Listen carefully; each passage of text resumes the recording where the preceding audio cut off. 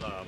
I know teams getting away for camps it's becoming more league-wide widespread. What does this do for you all? Especially, there is some continuity with some of the guys, but you are one of a handful that are new. So what does this environment, this idea kind of do for the team in that way? Yeah, well, it simulates, kind of my experience and kind of what the playoffs is like, kind of being on the road and just having a band together. You're away from your families, away from your own bed, and obviously it's a great city. And coming to Miami, get some good sunshine. Not that Milwaukee weather's bad or nothing right now, but get away for a little bit and just kind of just band together a bit. Outside of just practicing, being on the floor. For you, what does it kind of mean? Like, there's a number of guys that have been here. They kind of know each other. For you, kind of get to know your new teammates. What can a trip kind of do for you? A lot of dinners and stuff like that. No, it's big. Like I said, I say it a lot joking around, but I spend so much time, not trying to like these guys, right? And you go to war with these guys on the floor, and then you get to know these guys off the floor and realize they're good dudes, man. There's brothers in this league that's just trying to make it, and just kind of hearing everybody's stories and kind of sharing stories, sharing some of my experiences. That type of stuff is worthwhile, and I think it makes it's very important.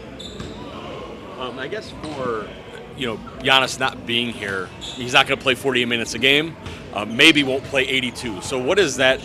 What have you been able to get out of the work these first few days? Where, solving non-Giannis minutes and that kind of thing. What has that been like for you, particularly with your role when he's not on the floor? Yeah, no, it's important because you're right. We can't expect all 15 guys to be healthy the entire year. It'd be nice, but it is what it is. So you simulate situations like such, and for me, it helps me play interchangeable positions and whatnot within the offense. Get to learn the entire flow of the offense itself, and then just learn more and more what my roles going to be. And then when he does get here, now you start building that camaraderie and that chemistry on and off the floor as well. So I think it's good to see both sides of the spectrum.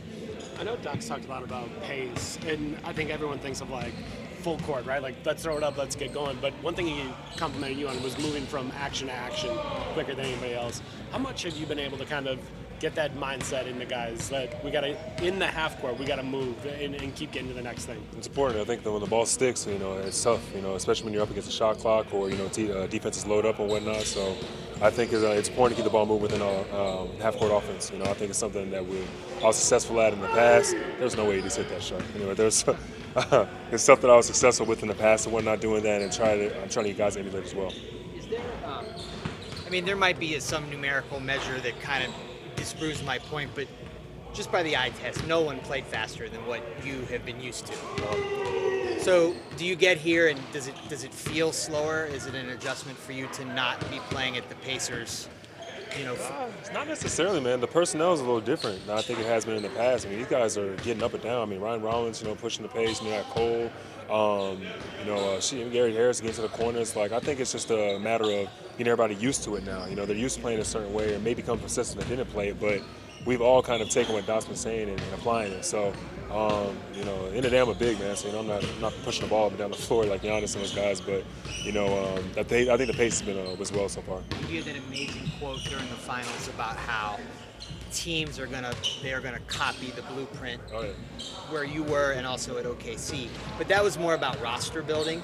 Do you think that we will see a continued evolution of playing the way that the Pacers play in terms of the full court pressure on defense and then the way you moved it on offense? Yeah, I give Rick Carlisle and his staff, full credit to, having a team buy into that way of playing. It's hard to get, a group of, 15, 18 guys, whatever you call it, to all buy into the same way. And we built that over the course of 3-4 years. It didn't just happen overnight. So I think teams are going to try to do it, but not every team can just be successful out the gate. It took us time to build that and whatnot. So again, all the credit goes to Rick for just and his staff, for getting guys together and getting us all to buy in.